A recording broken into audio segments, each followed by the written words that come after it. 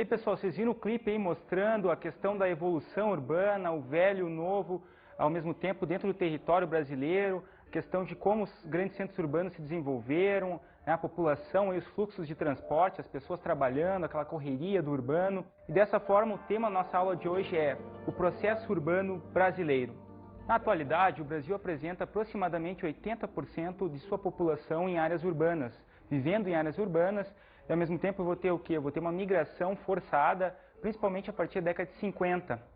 Mas essa migração, na verdade, que vai acabar fazendo com que os centros urbanos se tornem de alguma forma superlotados em termos de população, vai ocorrer principalmente a partir de algumas inovações, de alguns processos econômicos. Dessa forma, duas questões básicas podem nos auxiliar na nossa aula de hoje. Qual a importância da economia cafeeira para o processo de industrialização do Brasil? Qual a consequência desse processo para a urbanização do Brasil? A economia cafeeira, principalmente a partir do século XVIII e XIX, vai acabar facilitando o acúmulo de capitais, principalmente dos cafeicultores do estado de São Paulo. Esses cafeicultores, no período seguinte, vão acabar utilizando parte do seu capital cafeeiro, para a instituição das primeiras indústrias na cidade de São Paulo. Ao mesmo tempo, eu vou ter um processo de migração das áreas rurais em direção principalmente a cidade de São Paulo, e esse processo vai se acentuar em termos de crescimento da cidade. Vou ter o surgimento de uma série de casas de câmbio, bancos, ao mesmo tempo eu vou ter escolas que vão surgindo, o comércio vai se expandindo, isso tudo em função dos capitais oriundos da cafeicultura. Mas outros ciclos econômicos também foram responsáveis pela aceleração de um processo urbano no país. Os ciclos econômicos. O ciclo econômico, na verdade, em termos de difusão e de expansão dos processos urbanos, vão ocorrer no Brasil em períodos distintos da nossa história. Inicialmente, a gente vai ter o primeiro grande ciclo em importância, que foi o ciclo da cana-de-açúcar.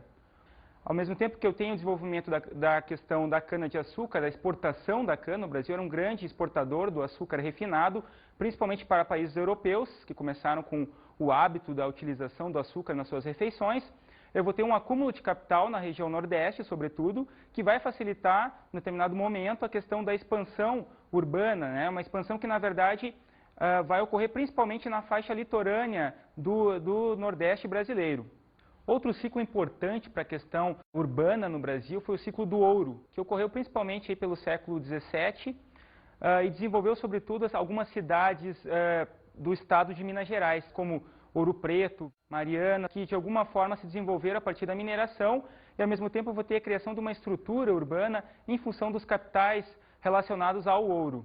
Capitais que vão movimentar essas cidades em termos culturais, o estilo barroco, por exemplo, vai aparecer nessas cidades. E esse processo vai se expandir também no número de profissões dentro desses espaços urbanos, profissões que surgirão para, atrair a demanda e suprir a demanda em função dos mineradores que eram atraídos de todos os estados brasileiros. A região norte do país também apresentou um ciclo econômico importante no processo urbano. A borracha, principalmente no final do século XIX e início do século XX, acabou desenvolvendo algumas cidades como Manaus. A cidade de Manaus, a partir dos capitais oriundos da borracha, extraída principalmente da seringueira da Amazônia, acabou desenvolvendo a cidade em termos de infraestrutura urbana, surgimento de atividades culturais como a criação de teatros e cinemas, e ao mesmo tempo vai acabar atraindo uma população muito maior de outras regiões, principalmente da região nordeste do país, em direção a cidades como Manaus e Belém. Mas essas cidades elas têm uma decadência a partir justamente da concorrência da borracha fabricada e produzida, aliás, sobretudo na Malásia. Foi uma borracha que os ingleses roubaram literalmente no Brasil, introduziram ela na Malásia. A partir disso, a Malásia começa a se tornar um grande concorrente da borracha brasileira e, num período seguinte, acaba, digamos que, derrubando o mercado brasileiro em termos de competição. E aí a cidade de Manaus começa a apresentar uma certa decadência em termos econômicos, que vai realmente assim, ter um novo processo, um novo surto econômico na cidade, somente a partir da criação da Zona Franca de Manaus. Mas o ciclo econômico mais importante foi justamente o ciclo do café, principalmente a partir do início do século XX, quando a cidade de São Paulo começa a ter um surto urbano em função da questão da divisão dos capitais oriundos do café e que são destinados, em parte, para a questão industrial, principalmente a partir de uma crise que vai se estabelecer em relação aos preços internacionais praticados em relação ao café, obviamente, que vai culminar com a crise de 1929, chegando inclusive a possibilitar a queima de café, ou seja, o governo brasileiro comprou muitos estoques dos cafeicultores de São Paulo, teve que queimar esse café porque o preço era muito baixo, então tinha que queimar o produto para fazer com que a oferta diminuísse e tivesse um reaquecimento da economia cafeeira. Mas isso não aconteceu e, obviamente, boa parte dos cafeicultores do estado de São Paulo tiveram que buscar novas atividades culturais e, ao mesmo tempo, industriais para os seus investimentos. Outro ciclo importante foi o ciclo industrial. O processo urbano brasileiro vai ter uma transição, principalmente em função da mudança em termos econômicos de uma estrutura que era agrária, exportadora, né, de algumas monoculturas, para um processo mais industrial. O país começa a investir capitais em termos de indústrias, inicialmente indústrias têxteis e alimentícias, né, no estado de São Paulo. No período seguinte, eu vou ter uma distribuição muito maior em termos de indústrias de base, metalúrgicas, mecânicas, e esse processo vai acentuar, sim, toda a questão associada à expansão urbana, à atração de população, saída principalmente das áreas rurais em direção aos grandes centros urbanos, centros crescentes como a cidade de São Paulo e a cidade do Rio de Janeiro, que vão, ao mesmo tempo, proporcionar um crescimento em termos de empregos e acessibilidade maior a serviços públicos, de infraestruturas e, ao mesmo tempo, de serviços educacionais. À medida que a população rural migra em direção aos grandes centros urbanos, principalmente em função dos empregos disponíveis nestas áreas, os empregos industriais, essa população vai, obviamente, transformando a estrutura urbana brasileira a partir da criação das infraestruturas dentro dessas áreas, dentro desses territórios, e, ao mesmo tempo, mudando a dinâmica da população brasileira na diferença entre população urbana e rural. Ou seja, a partir desse momento, a população brasileira passa a se tornar uma população urbana, chegando aos atuais índices de 80% de população vivendo em cidades. Para ilustrar a questão da expansão dos investimentos industriais no país, nós vamos ver agora cenas de um filme chamado Mauá, o Imperador e o Rei. Roda aí.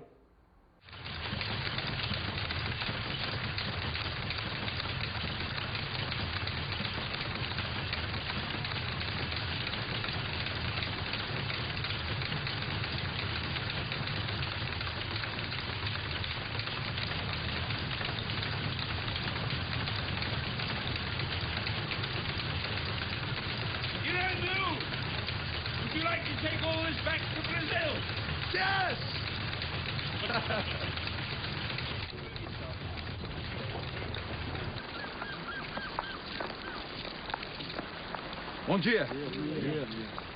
Estou comprando esse lugar e vocês juntos. Mas quero que saibam que não teremos escravos aqui. Vou pagar a vocês um bom salário, como faria com qualquer outro homem livre. Com o tempo terão dinheiro para comprar a própria alforria. Vamos fazer de Ponta de Areia um estabelecimento modelo.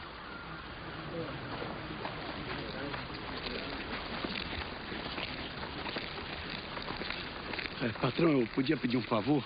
Pois não, Valentim? É que eu gostaria de largar o trabalho de sua casa. Por quê? Alguém destratou você? Não, não é isso, não. Desculpe, é que esses braços fortes não foram feitos para carregar bandeja, né, patrão? Se o senhor deixar, eu gostaria de trabalhar aqui. Você é um homem livre, se essa é a sua vontade. Mas saiba que sentirei sua falta. Operário Valentim.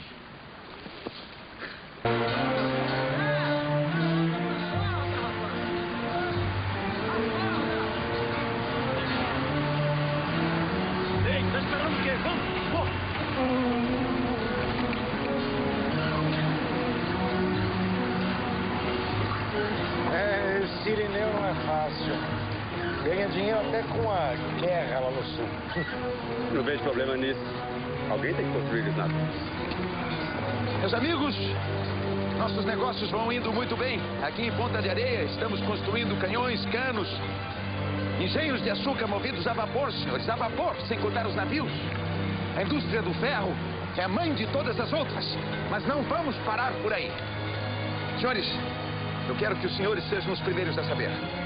A pedido do governo, fundei a Companhia de Navegação do Amazonas. Amazonas? Sim, do Amazonas. Vamos levar a civilização aos pontos mais distantes da floresta. Um país que deseja se desenvolver precisa de transportes modernos. E por isso, vamos, homem, diga! por isso, vou construir a primeira ferrovia do Brasil. Belíssima iniciativa, muito bem.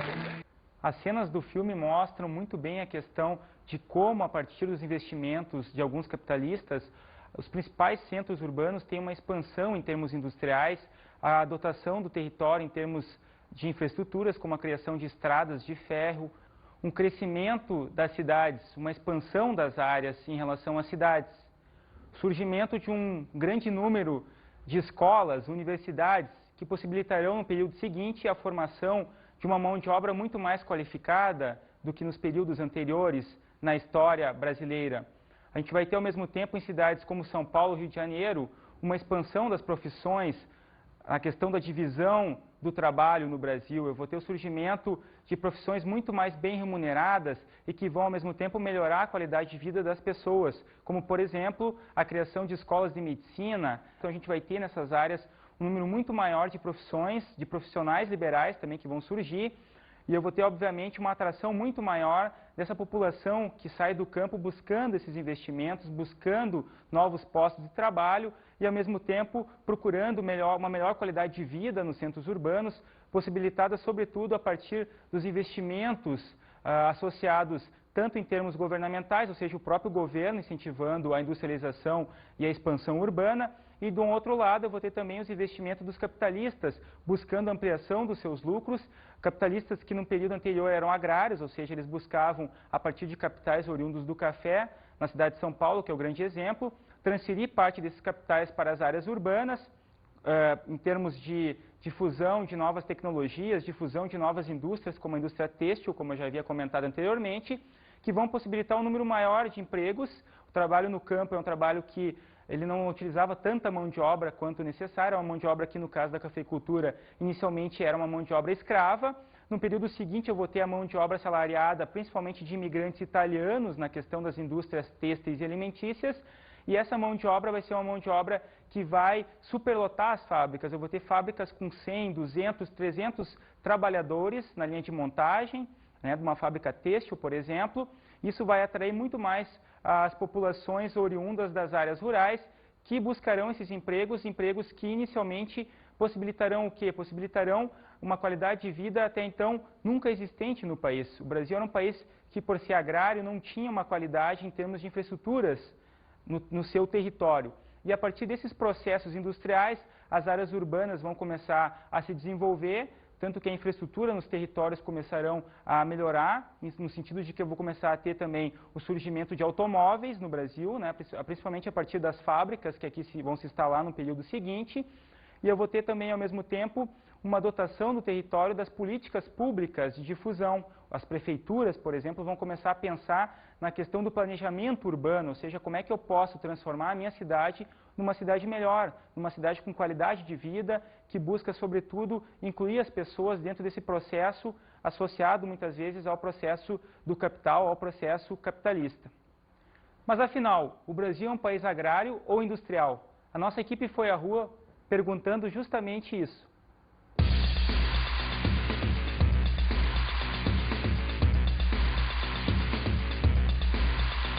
O Brasil é um país industrial, mais industrial do que agrário? Não, mais agrário. Por quê? Pelo tanto de mato que tem, né, nesse país.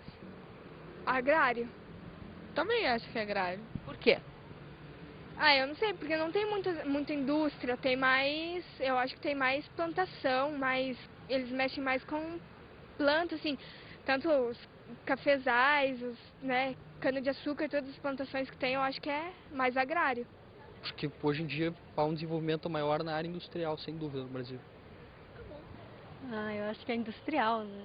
Então, concorda? Depende da região. De uma maneira geral. Eu acho que ele é mais agrário. E você? Acho que é mais industrial. Quem será que está certo? Você falou industrial? Não, falei agrário. Agrário. Por que você acha que é mais agrário? Porque produz bastante, né? Soja, milho, feijão. Industrial vejo que tem muito ainda, né? A evoluir nisso, né? Desde o início, né, que ele foi colonizado, sempre foi mais voltado para a agricultura e nunca foi investido aqui mais para indústrias. Puxa vida, mais industrial? Industrial. Me conta aqui, você acha que o Brasil é um país mais industrial ou mais agrário? Agrário, com certeza. Vocês viram aí, né, pessoal, a enquete mostrando que a população tem pontos de vista diferentes em relação à questão se o Brasil é agrário, se o Brasil é industrial. Algumas pessoas dizendo que o Brasil é agrário, outras pensando que ele é industrial. Na verdade, são as duas coisas. O Brasil é ao mesmo tempo agrário e é também industrial. É agrário porque hoje, na questão da exportação, na questão dos commodities agrícolas, o Brasil é um dos campeões, digamos assim, em exportação de soja, de milho, de algodão, e é ao mesmo tempo já um país considerado industrializado, um país que tem um certo nível de industrialização, com indústrias de todos os setores presentes dentro do território. Vamos agora ver o quadro urbano atual. O Brasil apresenta hoje um alto índice de urbanização. A população ela já atingiu a casa dos 80% em termos urbanos, e ao mesmo tempo eu vou ter uma série de implicações territoriais em relação à questão urbana. A própria questão do trabalho hoje em áreas urbanas, dentro desse processo já chamado de metropolização, as grandes metrópoles como São Paulo, Rio de Janeiro, Curitiba, Porto Alegre, Salvador, Belo Horizonte, são grandes cidades que atraem ainda muitas pessoas oriundas das diversas regiões, principalmente regiões como a região norte e nordeste, que são áreas ainda com alguns vazios urbanos, principalmente nas áreas mais interioranas do país. Essa população acaba chegando nesses grandes centros, não consegue mais uma certa ocupação em termos de trabalho, principalmente em função da sua baixa qualificação, e obviamente essa população vai migrar para um setor hoje muito importante para a economia brasileira, mas que não entra ainda nas estatísticas do país, que é o setor informal. É uma economia hoje muito importante para a geração de renda, ela não gera impostos para o país, e isso é um problema, é um grande problema, é um grave problema para o país, mas é um setor que vem crescendo, principalmente em função dos altos índices de desemprego verificados nas áreas das grandes metrópoles. Uma das principais implicações desse processo é que a gente vai ter hoje a população trabalhando em altas jornadas de trabalho, pessoas que chegam a trabalhar de 12 a 15 horas por dia, porque não possuem nenhum direito trabalhista, elas não têm carteira de trabalho, elas não pagam os seus direitos para aposentadoria, e isso é, obviamente, um problema que deve ser, de alguma forma, amenizado a partir das políticas públicas, das políticas tanto do governo federal quanto dos governos estaduais e municipais, mas que vem aumentando gradativamente a partir, principalmente, da chegada dessas populações oriundas do campo nas grandes metrópoles brasileiras, isso a partir, principalmente, da década de 50 e 60 no Brasil. A informalidade, ela acaba movimentando um mercado hoje que é muito bem visto em termos de acessibilidade pela população de baixa renda. As pessoas que trabalham nos centros das grandes metrópoles, muitas vezes não têm um dinheiro suficiente para o almoço, por exemplo, para almoçar num restaurante de qualidade. Então as pessoas acabam comendo lanches rápidos, que são vendidos de uma forma informal, porque a população que trabalha nesse ramo ela não paga muitas vezes os impostos, e obviamente também essa população de baixa renda que trabalha nas áreas centrais acaba consumindo produtos muitas vezes associados à pirataria, que hoje é algo muito difundido em centros urbanos, e essa população, como não tem um poder de consumo alto para comprar em lojas de grandes cadeias, muitas vezes internacionais, acaba consumindo produtos de baixa qualidade em camelôs, os chamados camelôs, que hoje cada vez mais estão presentes nos grandes centros urbanos brasileiros. Outra característica do processo urbano atual no Brasil diz respeito à questão dos problemas ambientais decorrentes das infraestruturas territoriais nos municípios. As cidades como São Paulo, Rio de Janeiro, por exemplo, são cidades que receberam uma leva muito grande de pessoas migrando, principalmente do Nordeste brasileiro. São cidades que, na verdade, não tinham uma infraestrutura suficiente para acomodar, digamos assim, as pessoas em termos de habitação, em termos de emprego, em termos de lazer. E aí eu vou ter na sequência o quê? O surgimento de uma série de problemas ambientais decorrentes desse processo no Brasil.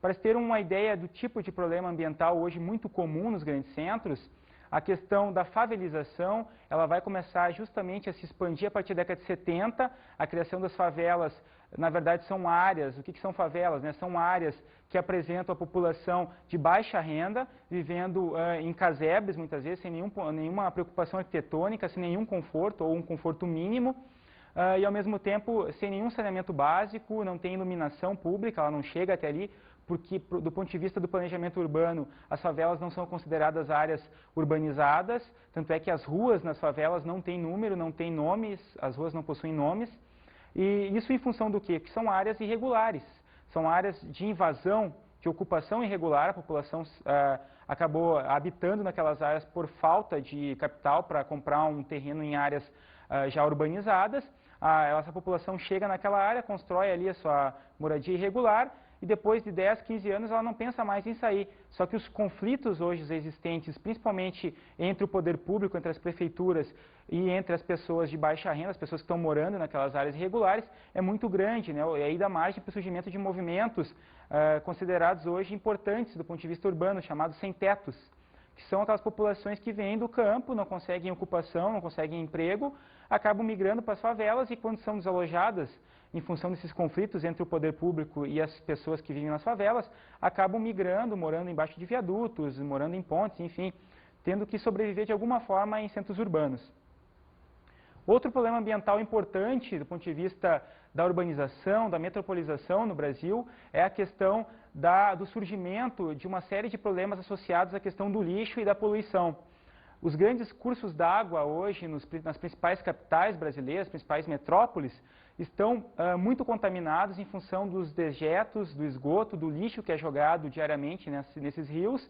Isso vai ter uma influência muito grande na própria água, que vai ser cooptada para abastecimento urbano, a água que nós vamos beber durante as nossas necessidades. Quando nós temos algumas necessidades, a gente vai precisar utilizar a água para o banho, para preparo dos alimentos, né, para o consumo próprio, para beber água, obviamente, e essa água é uma água que não tem mais a qualidade que tinha 100 anos atrás, por exemplo. Então, esse é um grande problema ambiental hoje nas grandes metrópoles, e a preocupação principal hoje é como cooptar essa água, como melhorar a qualidade dela para o futuro. Buscando agora ilustrar um pouco mais a nossa aula, a gente vai ver agora um depoimento de uma professora de geografia falando a respeito do planejamento urbano numa grande cidade brasileira hoje, que é Curitiba. O planejamento urbano da década de 60 também se preocupou com outras questões, como, por exemplo, a própria criação de uma área reservada para o uso industrial na cidade. Né? Então, isso foi feito e, fruto desse processo, surge na década de 70 a cidade industrial de Curitiba. Bom, ao final dos anos 70, né, sobretudo a partir de 73, por volta disso, a gente pode afirmar que o planejamento saiu do papel. Então, ao sair do papel, ele ganhou vida, ele tornou-se, né, ele teve uma materialidade, e por isso nós hoje vemos em Curitiba sinais muito concretos, incorporados ao nosso dia a dia, né, deste processo de planejamento urbano. Este processo, ao propor, né, que o centro deveria ter um crescimento não espontâneo, mas um crescimento linear ao longo das vias do expresso, né, que eu me referi, dos eixos trinários, das vias estruturais que eu acabei de me referir, ao longo desses eixos, também esses eram os locais preferenciais da verticalização. Então, quando nós olhamos Curitiba de cima, a gente consegue observar de forma bastante clara que a cidade, os prédios da cidade são dispostos em linhas, que são aquelas linhas, mais ou menos norte, sul e leste-oeste. Então, esta é a estruturação da cidade e essas vias estruturais, né, como o nome sugere, elas acabaram por concentrar ao longo, né, das mesmas o processo de verticalização da cidade, Estas áreas têm uma legislação específica do ponto de vista do uso do solo, ali é possível verticalizar, então eu sempre digo, nós não vemos a verticalização em Curitiba em montinhos, né, em bairros específicos, mas enfim, ela tem um formato linear e isto é uma decorrência do processo de planejamento urbano. Qualquer um em Curitiba hoje, ao sair na rua, percebe o grande aumento da frota de veículos na cidade. E isto tem a ver, tem repercussões imediatas na qualidade de vida das pessoas. Seja do ponto de vista do ar, da poluição atmosférica, né? Seja do ponto de vista do nosso cotidiano estressante e cada vez mais, né, complicado, com o grande número de veículos que circulam nas ruas. E aí a gente também começa a pensar, ora, mas se nós temos um sistema de transporte que é exemplo para o mundo, não deveríamos ter chegado no padrão de transporte individual que temos hoje. Portanto, na verdade, ele é um sistema bom, ele é um sistema muito interessante, mas ele não é um sistema capaz de acompanhar, ele não acompanhou ao longo do tempo o crescimento da população da cidade e dessa cidade expandida. O depoimento da professora ilustra muito bem como é que funciona hoje uma metrópole brasileira, no caso a cidade de Curitiba, em termos de problemas que ela enfrenta a partir de um êxodo rural, né? A cidade começa a abrigar um número muito grande de pessoas e a infraestrutura dela também começa a se tornar caótica nesse sentido. Eu vou ter alguns problemas como a questão do trânsito, um número muito grande de veículos que vão pegar justamente os períodos de pico, né, na entrada e saída do trabalho, então a gente vai ter problemas de congestionamento urbano, eu vou ter obviamente problemas relacionados à poluição do ar, a qualidade do ar que vai ser reduzida, eu vou ter também um processo de favelização em algumas áreas, enfim, eu tenho uma série de problemas ambientais urbanos associados ao processo de metropolização no Brasil. Bem, pessoal, vamos agora à nossa dica de estudo.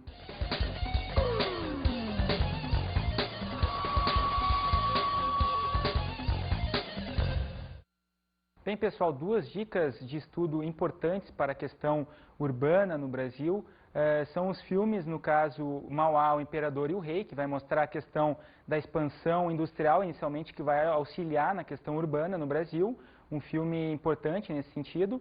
E outro filme também interessante para a questão urbana é o filme O Homem que Copiava, que vai mostrar como se dão as relações interpessoais no ambiente urbano no Brasil. Espero que vocês tenham gostado da nossa aula de hoje. Até a próxima!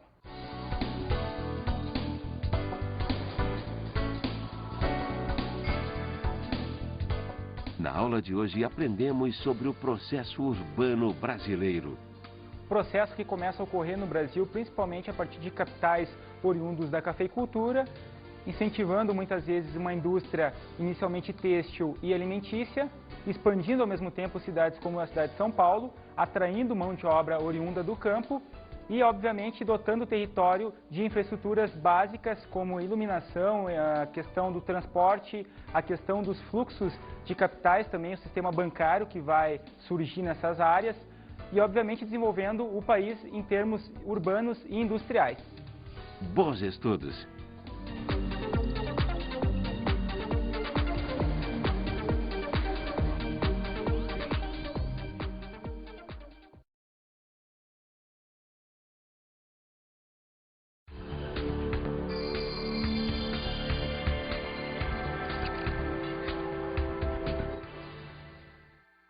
Bem, professor, uma atividade importante para o desenvolvimento com seus alunos é fazer uma saída de campo, né, auxiliada justamente por profissionais ligados à questão da urbanização no Brasil, em direção ao quê? Em direção aos condomínios residenciais hoje, nas grandes metrópoles, né, que são bastante difundidos nas metrópoles, mostrar para esse aluno que o processo de verticalização também é um processo atual, é um processo recente, e que boa parte da população que tem um certo poder aquisitivo está buscando justamente nos condomínios o seu modo de vida, o seu local de vida, o local para o desenvolvimento de suas atividades principais.